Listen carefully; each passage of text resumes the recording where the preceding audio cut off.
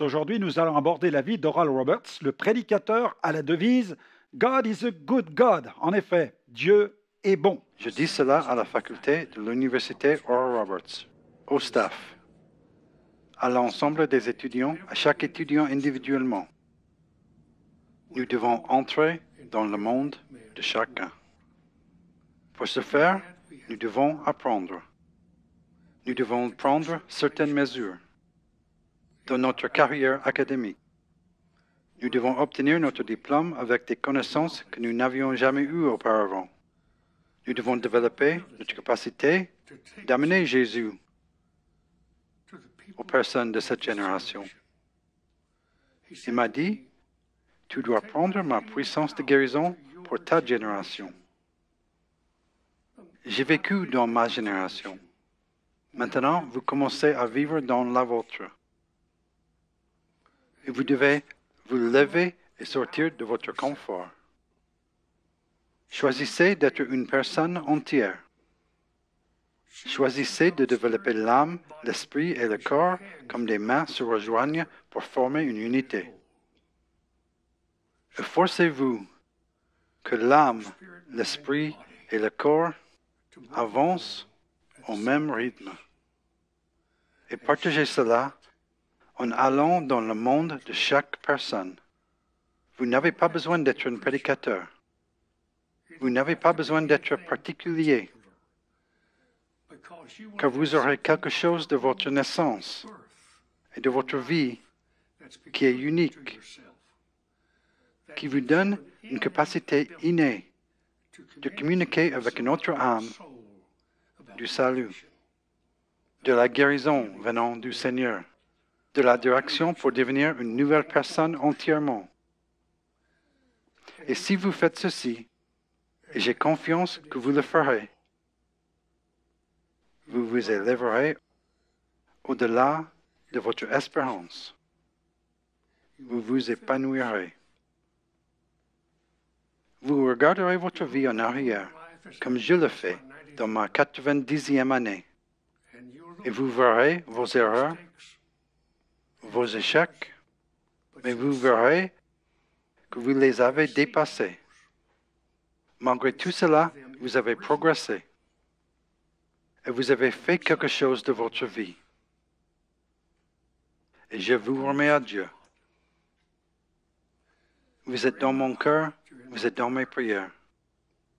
Quand je serai à la maison avec Jésus, je me souviendrai de vous. Granville Oral Roberts est né le 24 janvier en 1918 dans l'État de l'Oklahoma, dans le comté de Pontotoc. Il est le 5e fils du couple Roberts, Ellis et Claudia. Ce couple œuvre dans le cadre d'un ministère pastoral à la tête d'une communauté, l'église de la Sainte Pentecôte. Et dans une interview réalisée avec le présentateur vedette Larry King, Oral Roberts confia qu'il était descendant des Indiens Cherokee. Le jeune Oral va grandir au sein d'un foyer plutôt modeste. On peut même parler de pauvreté, de misère. Ces conditions de vie pénibles menacent très vite sa santé au point qu'à l'âge de 17 ans, il est victime de la tuberculose. Cette maladie va le clouer au lit pendant plus de 5 mois, mais il va faire l'expérience d'un miracle. Cette œuvre de guérison qui va marquer sa vie s'est produite en 1935 au cours d'une campagne de réveil dirigée par l'évangéliste George Munsey. Il fut par la même occasion guéri d'un bégaiement. Ayant goûté à la manifestation tangible de la puissance de Dieu, le jeune Oral brûle de désir de servir Jésus. Il accompagne son père dans des opérations d'évangélisation. En 1936, il est ordonné pasteur au sein de sa communauté. Il est d'ailleurs l'un des plus jeunes et plus remarquables ministres au sein de sa dénomination. On note chez ce jeune homme la manifestation évidente d'un cœur de berger. Il aime les brebis, il aime l'Église de Jésus. Il va d'ailleurs remplir des fonctions pastorales de 1941 à 1947. Mais un feu pour le renouveau de l'Église brûle dans son cœur. Au cours de ses débuts, il sera partagé entre cette nécessité de réveiller l'Église dans un sens large et prendre soin d'une communauté uniquement. Jusqu'en 1947, il fait face à ce tiraillement, mais une parole de l'Écriture va impacter son cœur, celle de la 3e épître de Jean, chapitre 1er et verset 2. Bien-aimé, je souhaite que tu prospères à tous égards et sois en bonne santé, comme prospère l'état de ton âme. Il comprend qu'il doit répondre à cet appel qui brûle sur son cœur et croire que Dieu pourvoira à ses besoins. Il se lance alors dans l'évangélisation de masse et le renouveau de l'Église de Jésus au travers les États-Unis. En 1947, il décide alors de jeûner et demande à Dieu de oindre son ministère dans le domaine de la guérison divine. Cette même année, afin de promouvoir son ministère, il décide de publier le magazine Healing Waters. Au cours de ces réunions, des milliers sont sauvés, des guérisons se produisent. Il est rapidement invité comme orateur dans de nombreuses conférences. 300 campagnes seront tenues sur les 5 continents. Son ministère prit rapidement une ampleur extraordinaire avec des entrées annuelles d'une moyenne de 120 millions de dollars, avec aussi dans son ministère 2300 employés. Son organisation compte alors une université ainsi qu'un hôpital. Oral Roberts aime la radio. Il comprend rapidement qu'il ne doit pas hésiter à utiliser les médias pour véhiculer le message de la foi. Il rivalise avec un autre ministère du nom de William Branham, connu pour cette dimension prophétique. Les campagnes de Roberts rassemblent de plus en plus de monde. Il investit dans une tente qui dispose d'une capacité de 2000 places assises. Gordon Lindsay a écrit dans La Voie de la guérison, « Le frère Roberts s'est fourni l'équipement peut-être le plus grand et le plus complet jamais utilisé par un évangéliste américain dans son œuvre évangélique. » Face à cette grande popularité, Oral Roberts doit structurer son ministère. Alors il engage du personnel à plein temps et mobilise de nombreux bénévoles. Au cours du printemps de l'été 1948, le personnel du bureau de Roberts répondit à 25 000 lettres. Il posta 30 000 mouchoirs oints, distribua 15 000 livres et distribua aussi 90 000 exemplaires de son magazine. En octobre, l'effectif du bureau était passé à 7 personnes. Cette même année, il est choisi pour prononcer le discours de clôture de la réunion de la North American Pentecostal Fellowship. Ses talents d'administrateur et de gestionnaire le différencient d'un grand nombre d'évangélistes populaires de son époque comme William Branham ou Gordon Lindsay, des ministères en vogue au sein de cette organisation appelée Voice of Healing, la voix de la guérison. À la fin de 1948, Oral Roberts estima qu'il avait prié pour près de 50 000 malades et conduit à Jésus 7 000 personnes. Mais l'impact de son ministère va grandissant, ne cessant de pulvériser les records. Au cours de l'été 1950, sa tente fut détruite par une violente tempête, mais il ne se laisse pas abattre. Au début de l'année 1951, il utilise une structure plus grande disposant de 7 500 places. Mais l'impact de son ministère va croissant, il doit investir très rapidement dans une tente de 12 500 places. À son époque, elle est la tente la plus grande jamais utilisée pour promouvoir l'Évangile. Son ministère connaît une véritable expansion. En 1951, le tirage du mensuel passe donc des 115 000 exemplaires à 175 000 en 1952 et 265 000 en 1953. Au cours des 11 campagnes sous tente de 1952, on estime que 1 500 000 personnes auraient pris place sous la tente, que 66 000 personnes se seraient avancées pour la prière et que 38 457 se seraient donnés à Christ. En janvier 1954, il passe sur le petit écran. Malgré les coûts énormes, il diffuse ses programmes sur de nombreuses chaînes de télévision. L'impact le plus significatif de son ministère sur le christianisme américain se produit en 1955 lorsqu'il lance une émission de télévision hebdomadaire à l'échelle nationale. Il parvient même à retransmettre ses campagnes. Son ministère pénètre alors dans les foyers. Le message de la foi passe de ce qu'on peut appeler la sous-culture pentecôtiste à la culture populaire américaine. Au milieu de cette même année, son émission est diffusée chaque semaine sur 91 stations de télévision nationale et 2 stations étrangères. 3 ans plus tard, Son réseau comptait 136 stations. Son ministère est très apprécié par de nombreuses dénominations, principalement pentecôtistes et charismatiques. En 1956, il rebaptise son magazine d'un nouveau nom, Vie abondante. Son tirage dépasse le million d'exemplaires, tandis que son dévotionnel quotidien dépasse le quart de million d'abonnés. Une chronique mensuelle est relayée aussi par près de 700 journaux. L'une des forces d'Oral Roberts fut de toute évidence son ouverture sur les autres dénominations qu'il savait respecter. Il avait la vision de la grande Église et non pas celle d'une simple dénomination. Progressivement, l'influence de l'évangéliste va devenir œcuménique. Il touche tous les milieux, protestants, évangéliques, pentecôtistes, mais aussi les catholiques romains. Son désir d'influencer l'Église catholique l'amène à organiser des déjeuners d'hommes d'affaires. En 1959, il apporte son appui à Demos Shakarian, le fondateur du mouvement des hommes d'affaires du plein évangile. Oral Roberts devient le porteur du flambeau charismatique au plan international. Le salut, la guérison, la délivrance, le baptême dans le Saint-Esprit constituent les colonnes de son message. Il devient la personnalité de référence. En 1963, il fonde l'université Oral Roberts de Tulsa. Celle-ci reçoit ses premiers étudiants en 1965. Au fil des années, des disciplines vont s'ajouter et cette œuvre va devenir une institution chrétienne majeure, la première université charismatique du pays, reconnue dans tout le pays pour l'excellence de son programme. En 1966, il est honoré et invité à participer au congrès de Berlin organisé par l'association Billy Graham sur l'importance de l'évangélisation mondiale. En 1968, il rejoint l'Église méthodiste unie et démarre un vaste programme télévisé avec de multiples émissions diffusées à des heures de grande écoute. Il parvient à toucher jusqu'à 64 millions de téléspectateurs.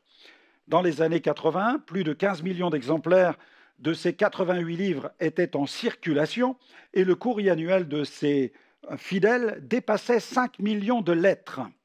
Un sondage Gallup a révélé que le nom d'Oral Roberts était reconnu par 84% du public américain et l'historien Vincent Sinan a observé que Roberts était considéré comme le pentecôtiste le plus en vue dans le monde. Il fut l'évangéliste le plus populaire des années 50 et 60. Mais malheureusement, son ministère ne put échapper à la controverse, principalement au début des années 80, quand il chercha à développer un centre de recherche médicale qu'il appela du nom de City of Faith, la cité de la foi. Le but visait à associer science et foi, fusionner la prière et la médecine, le naturel et le surnaturel. Le projet s'éleva à 250 millions de dollars. Face à l'immense défi financier, l'affaire se compliqua quand il laissa entendre que Dieu le rappellerait à lui s'il ne parvenait pas à accomplir cette œuvre. Il lui manquait 8 millions de dollars. Malheureusement, cet hôpital ferma ses portes en 1989. Les entrées financières de son ministère commencèrent à décliner, passant de 88 millions de dollars en 1980 à 55 millions de dollars en 1986. Cette controverse fut alimentée par un domaine de son enseignement, celui de la prospérité, ce qu'il aimait à appeler la semence de foi. Il apparaît clairement que ce principe fut enseigné de façon exagérée. Dieu aime le cœur généreux et il bénit celui qui donne avec sagesse et largesse pour son œuvre. Que celui qui arrose sache que le Seigneur l'arrosera en retour. Dieu accorde une récolte abondante à celui qui sème abondamment. Ce principe de la semence qui produit une récolte est abordé par l'apôtre Paul dans la 2e aux Corinthiens. Cependant, Paul n'a jamais enseigné ce principe dans un but intéressé, mais dans l'optique de venir en aide aux plus démunis. Le but n'est pas que ceux qui sont à l'aise sur le plan matériel le deviennent davantage. Non, ce n'est pas la pensée du texte. Paul chercha plutôt à enseigner un principe d'équité, c'est-à-dire l'importance de donner à celui qui a le moins. 2 Corinthiens, chapitre 9, versets 4 à 13. Voilà ce que Paul déclare. « Je ne voudrais pas, si les Macédoniens m'accompagnent et ne vous trouvent pas prêts, que cette assurance tourne à notre confusion pour ne pas dire à la vôtre.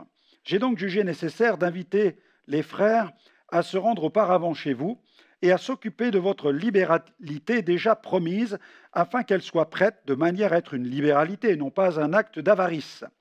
Sachez-le, celui qui sème peu moissonnera peu, celui qui sème abondamment moissonnera abondamment. Que chacun donne comme il l'a résolu en son cœur, sans tristesse ni contrainte, car Dieu aime celui qui donne avec joie. Et Dieu peut vous combler de toutes sortes de grâces, afin que, possédant toujours en toutes choses, de quoi satisfaire à tous vos besoins, vous ayez encore en abondance pour toute bonne œuvre. Selon qu'il est écrit, il a fait des largesses, il a donné aux indigents, sa justice subsiste à jamais. Celui qui fournit de la semence au semeur et du pain pour sa nourriture vous fournira et vous multipliera la semence, et il augmentera les fruits de votre justice.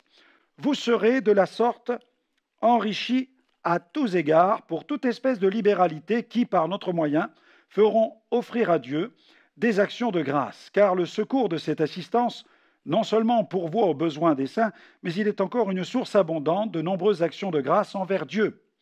En considération de ce secours dont ils font l'expérience, ils glorifient Dieu de votre obéissance dans la profession de l'évangile de Christ et de la libéralité de vos dons envers eux et envers tous. Dieu soit béni pour le principe spirituel de la semence. Ceux qui le pratiquent savent qu'ils peuvent compter sur la fidélité de Dieu. Mais il y a un fossé entre la générosité et la cupidité. De toute évidence, le mobile qui anime les adeptes de la super-prospérité n'est pas le désir d'être généreux, mais plutôt la volonté de semer dans le seul but de récolter toujours plus.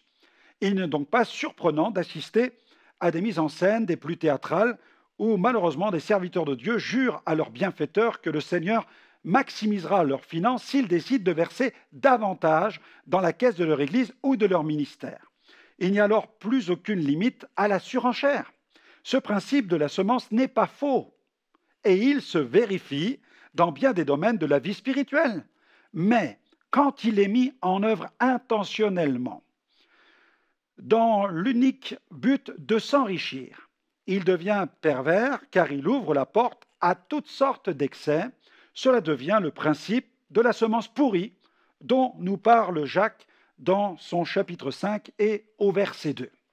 Donner de l'argent à l'œuvre de Dieu dans le but d'en recevoir plus en retour démontre pour le moins un comportement plus qu'intéressé, surtout quand on sait ce que Jésus a enseigné sur la façon avec laquelle le croyant doit donner.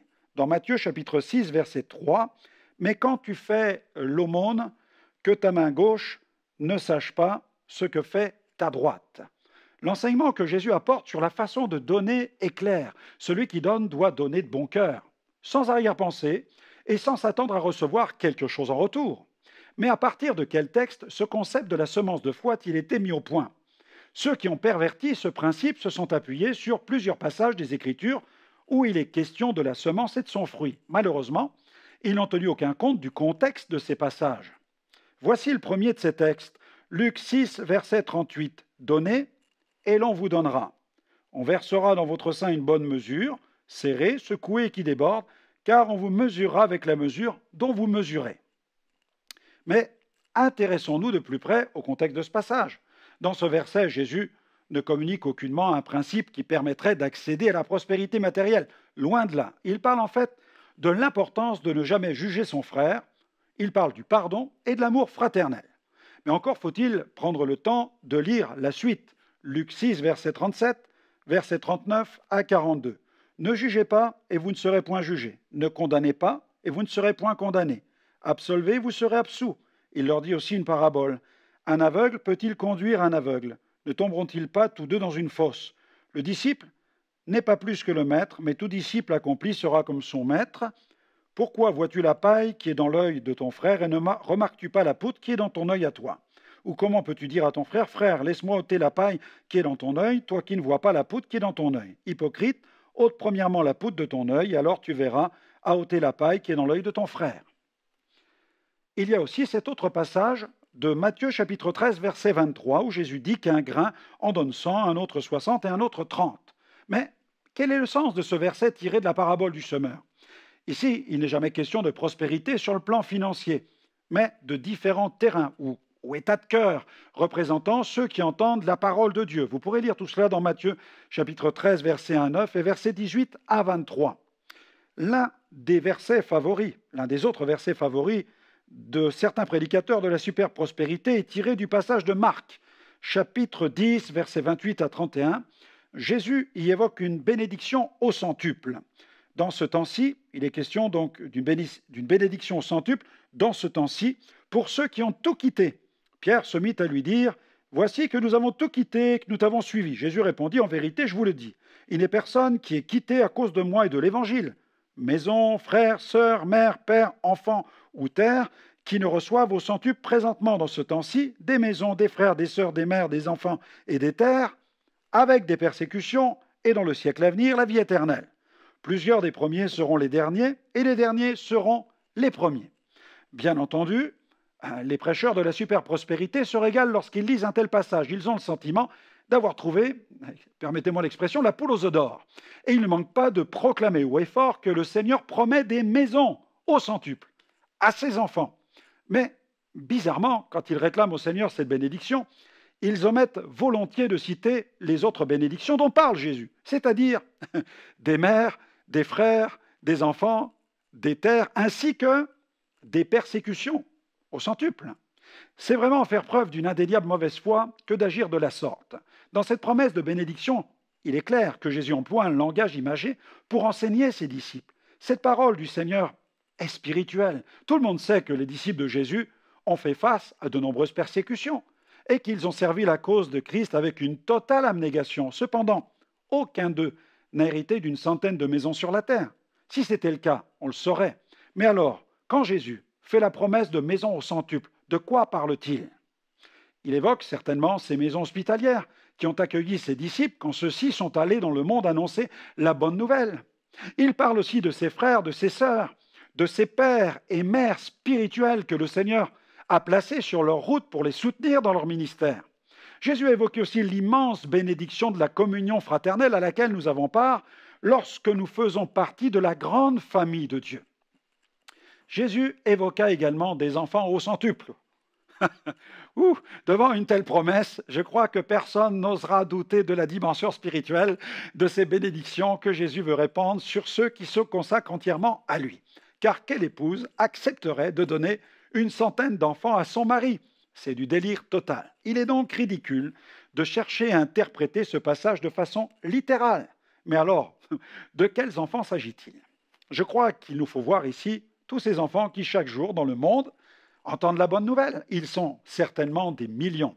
Pour les missionnaires qui ont tout quitté pour se consacrer au Seigneur, les enfants sur ces champs de mission sont comme les leurs.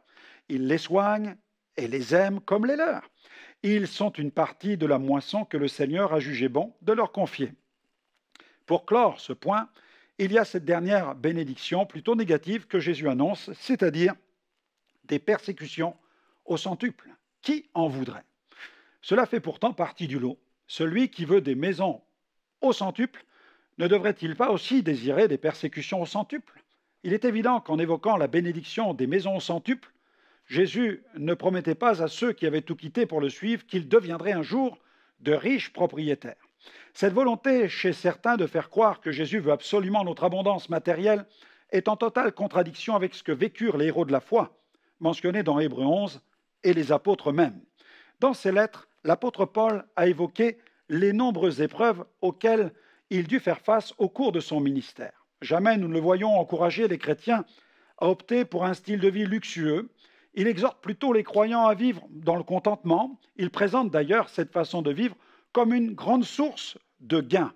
Dans 1 Timothée chapitre 6, versets 6 à 9, c'est en effet une grande source de gain que la piété avec le contentement, car nous n'avons rien apporté dans le monde et il est évident que nous ne pouvons rien emporter. Si donc nous avons la nourriture et le vêtement, cela nous suffira.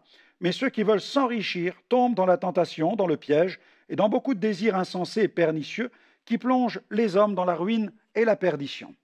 Quand on vit dans le contentement, on fait pas mal d'économies. De plus, on peut bénir davantage l'œuvre de Dieu.